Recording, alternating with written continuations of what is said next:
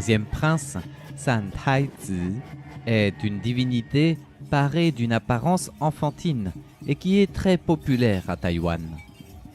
En combinant la musique électro, la danse et les arts religieux traditionnels, le troisième prince a connu une ascension fulgurante sur la scène des défilés religieux, mais aussi sur le plan culturel, au point de devenir comme un ambassadeur de la culture taïwanaise.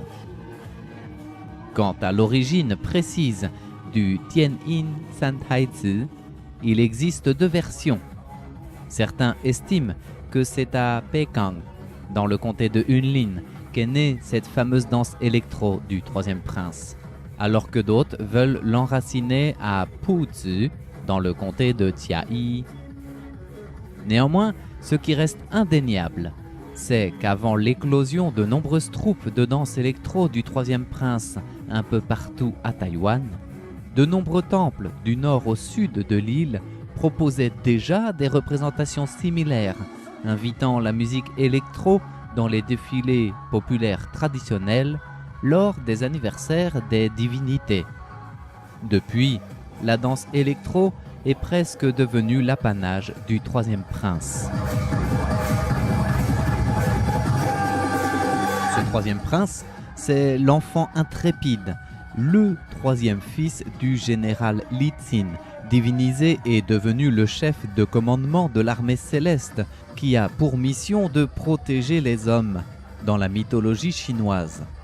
Et notre troisième prince, Ne Jia, est à la tête d'une section de l'armée de son père. Intrépide et désobéissant, la mythologie raconte que Ne Jia, dont la naissance est tout aussi mythique dans les légendes, va coûter sa vie à son propre père en défiant le roi des dragons et ôtant la vie de son fils.